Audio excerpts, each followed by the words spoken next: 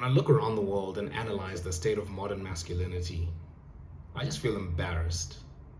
I see OnlyFans models making $50 million in 1 year, which is more money than 99% of NBA stars, NFL stars, Premier League footballers, and just top earners worldwide. I look at a society that doesn't know how to define a woman or a man, and I just ask myself, how did we get here? Now, if you look around yourself, don't you feel embarrassed? As a man of God, don't you feel embarrassed? Now, we can kind of analyze, right? We look back to when feminism had a rise. Talking third wave, fourth wave feminism in the 2010s.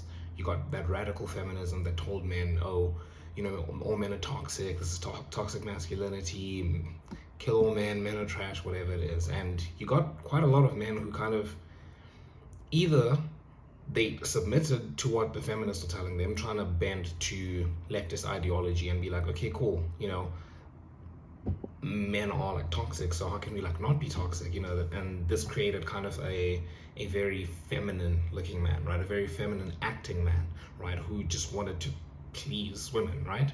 And then you got a bunch of other men who didn't quite agree with what was being said, but it kind of put them in a shell, right? It kind of put us in a place where I can't say anything, otherwise I'm going to get devoured by the radical feminists. And it also led to a culture of, moms raising their men to be just docile, right? And you look at the rise of single motherhood, right? And this has happened since like the 1960s, when the actual, I almost call it the red pill, when the pill was introduced, right? And that was massive. And a lot of psychologists speak about this as actually a fourth industrial revolution. Like, it's described as a revolution of its own, because for the first time in history, women had autonomy over what they could do with their body, and they could actually be more sexual. And without getting too much into psychological analysis, basically, like, women are the gatekeepers of sex, right? And in the olden days, the way women protected themselves from the consequences of sex was marriage. But this pill was introduced, and all of a sudden they didn't need to do that. And this obviously led to a lot, and I'm not going to get too much into it, but it led to a breakdown of the nuclear family, and it led to a lot of single mothers, right? And now you've got these single mothers who've, they've gone around sleeping around with these men, and a lot of them tend to not be like great men. That's what happens when you're just promiscuous, right? And obviously the mothers are like, oh, I don't want my son to grow up like this. I'm going to make them into this weak, docile man who can never hurt a woman, who can never hurt a fly. And that contributed to the issue, right? So fast forward back to the 2010s, right? You're looking at like 2016, 2017, you've got this rise of radical feminism. And then you kind of get a shifting of the tide. And I remember this because I've grown up in this kind of, I was born in 2002, so as I'm growing up as a teenager, I'm seeing this kind of happen, right? You start to see this shift, and it was around 2020. I remember spending quite a bit of time on TikTok, and I was one of the guys who just didn't agree with, liberal feminist ideology. And I had an older sister who is a radical feminist, and a younger sister who was also quite feminist. And I didn't agree with what they said because I knew it was nonsense, but I wasn't exactly in a position to argue with them. I didn't know how to argue their stupid points. I mean, now I do, but it just left me in a place where I'm like, I don't want to deal with you. I'm just going to crawl in my shell and just think what I think and not say anything. And I started seeing this grumbling taking place on TikTok. And in general, around a lot of places, of men who were just tired of this crap, right? And then get into 2021. Right, I started getting into self-improvement in 2021 because I was like, I want to change my life. Like, I don't want to keep living like this. I want to make something of my life. And I came across Jordan Peterson, right? And it wasn't anything to do with politics. I literally was watching the Roommates podcast, and they did like self-improvement content. And they had Jordan Peterson on, and he was fantastic as always. Then I started getting more and more into Jordan Peterson's content, and then I started seeing, all this other stuff. And all of a sudden, I found somebody who was able to put what I was thinking in my head into words, who was able to shut down all the stupid like feminazi arguments. And now I started feeling empowered, and I started feeling like, actually, I do want to do something with my life. Like, I was never in a place of like, oh, I want to go do all these crazy things. It was more of like, I want to live my own life, right? I want to go live a life and be like a strong man. Like, I actually want to, tap into my masculine proclivities, right? And actually become something. And then we get to 2022, right? And obviously I do Jordan Peterson's, and he was obviously villainized. Joe Rogan's and all of them, they were villainized for being toxically masculine and stuff. And then in 2022, you got the most toxic of alpha males, right? And this is where there's been sort of a rise. There's been a big rise of red pill, right? Because this was kind of the time when men, they wanted to get into self-improvement, but then they also got a lot of these red pill influencers telling them what they wanted to hear, telling them what they've been thinking, right? And then you get the pinnacle, the most toxic of alpha males, right? Yet Andrew Tate. And I just love this because I was laughing, dude. I was like, whoa, you guys thought Jordan Peterson was bad, like you guys thought, oh, we're all toxic or whatever it is. Here's somebody, handle Andrew Tate. Here you go, right? And I love seeing, the liberals kind of get exasperated and be like, where the hell did this guy come from? And it's like, come on, dude, like look at what you've been saying to young men, right? And you're not going to stand this for this like much longer, and you get like an Andrew Tate. Now obviously now you get the issue of red pill. And as a Christian man, you're not going to agree with red pill ideology. Like there's some stuff they say that's true, and I think Ben Shapiro nailed this when in his analysis of Andrew Tate, and he said that he gets the prognosis right, which means he analyzes what's wrong with society correctly, but then he gets the diagnosis wrong, right? Which is, okay, the prognosis is, okay, literally what I've just told you. We have a society full of weak men, and men need to stand up and start actually being strong and making something of their lives, and not being told by the government and the matrix like what to do and all that. But then his diagnosis was, oh, go get rich, sleep with like all these women, and like live out your full life of carnal masculinity. And that's where we kind of get to where we are at today, right? As Christians, as somebody who, if you read your Bible and you're somebody who really wants to live out a Christian ethos, then you can obviously see the problem with, the red pill ideology and carnal masculinity, and obviously the problem with feminism and stuff. You don't need anyone to tell you that. You can see what's wrong with that.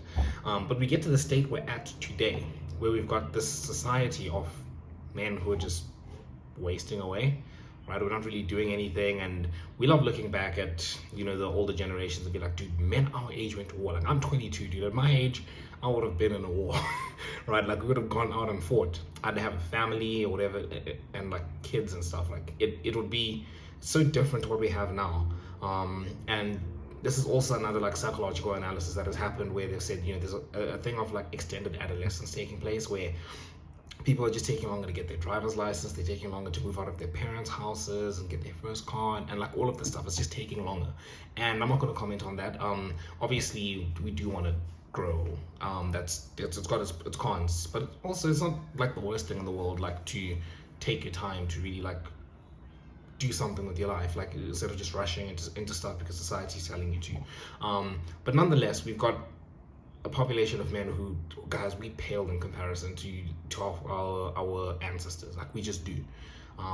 And we know that. I don't think I need to convince anyone here. And a lot of us are looking at this and we're like, I don't want to be like that. Like, I genuinely want to do something about this, right? And this is where us as Christian men, right, we are called to step up and actually be the example. You look at this world, has got all of these issues, and I think I'm not gonna proclaim to know like the one answer that will solve all of the world's problems, because the world is gonna have problems, dude. I'm reading through Joshua, the book of Joshua right now. Like, the world's had problems since Genesis 3. Since we were put on this planet, we've had problems.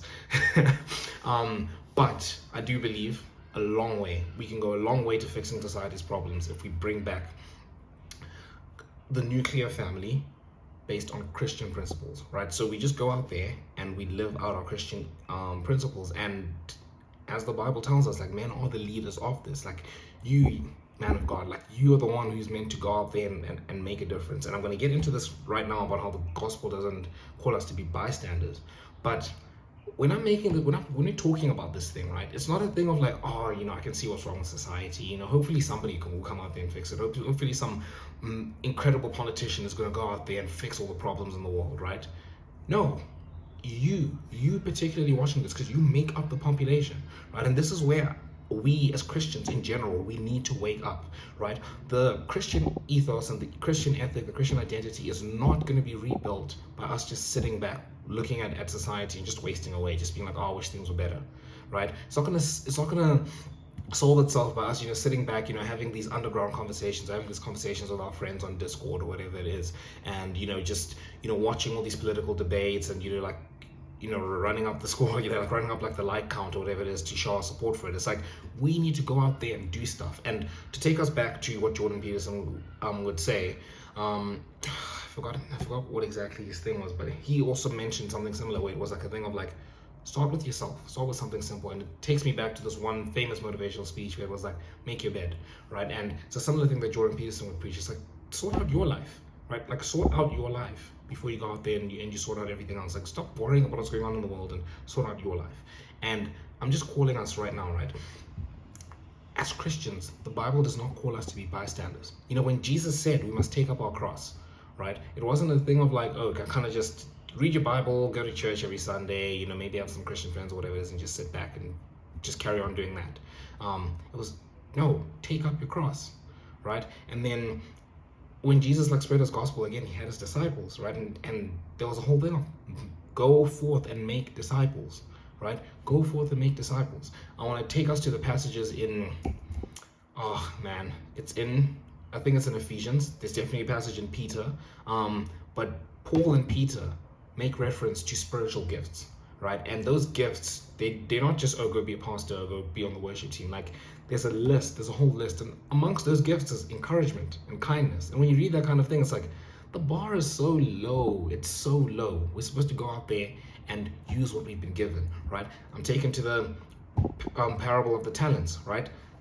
3 servants, the master gives one 5 talents, the other 3 talents, and the other 1 talent, right? And he tells them to go forth and like produce, basically. The one at 5 comes back and says, I've doubled it, here you go, here's 10. The one at 3 comes back and says, I've doubled it, here's 6. And then the one with 1 said, oh master, I was so scared, and I know that you're a stingy man or whatever, so I buried your talent. I buried the talent you gave me, and you know, here it is. And the master called him wicked, right? And it's an analogy for God and what he's given us, right? He's given us these gifts, he's given us these talents, and we're called out there to go with what we have and use them. We're not called back to wash and be like, oh God, you know, you didn't give me like as much as that person, and I didn't want to lose what you gave me or whatever it is. It's like, no, go out there and do stuff with it, right? The gospel does not call us to be bystanders. And I learned this lesson, right, like so strongly when I was watching a sermon by Matt Chandler. And he was preaching to his congregation, and he said to his congregation, it is absolutely sickening the amount of latent potential that's sitting in this room. And he had a big congregation. And he was saying, it's sickening how like 98% of people here, they're just not doing anything, right? We speak about all these things, and you think, oh, you know, the gospel, I mean, Jesus isn't talking about me. He's talking about the pastor, the people who serve at church. No, he's talking about you. We've all been given gifts, right? Sticking to the situation with Matt Chandler speaking to his congregation, right? The pastor and the people serving the church can only do so much, right? Like, they're in the church, which is cool. Like, it's a good place to be. But the rest of the congregation, 98% of that congregation, here's a massive congregation, however many thousands they are in there, right? They're out there in everyday life. You know, they're out there going to work, to their workplace. They're out there going and filling petrol, you know. Or it wouldn't be the same in America, but I know like here in South Africa, you go and you speak to petrol attendants, right? They're out there walking in the mall. They're out there going and doing all these other things. And it's like, you're meeting people there that you can have an impact on. And the gospel calls us, right, to be people of action. It calls us to be men of action. And as men, like, and this is in Ephesians 5, it's all over the Bible, right? But as men, you're leaders of the household, right? So you're called out there to lead. And I'm just imploring you, man of God, like, get closer in your relationship with God. Find out what his calling is for you. This should be something that fills up your brain every day, you know, being on mission. I think we can all agree with this, you know, whether we're looking at it from a Christian perspective or a secular perspective, right? Is that men, we're supposed to be on mission. We're supposed to have a purpose that consumes, you know, our daily thoughts, right? Not thinking about OnlyFans stars or sports stars or whatever it is, but what is God calling me to do? What am I supposed to be doing, right? I implore you to go and find out what that is and pursue that, because you look at the problems around the world, they're not going to get fixed by us just sitting back twiddling our thumbs, right? They're going to be fixed by each and every single person, each and every single man watching this right now. You going out there and making something of your life, spreading the gospel of God, you know, showing people what a true Christian man looks like, you know, what a man's supposed to be like, having a family, raising kids up in that ethos, and then raising up men of God and men and women of God who are going to go out there and share the same ethic, like go out there and make disciples of the world. That's our job. So I'm imploring you, I implore you, please. Now, if you don't know exactly where to start, I would point you to our Connect group. We have an online Connect group. We have a Discord.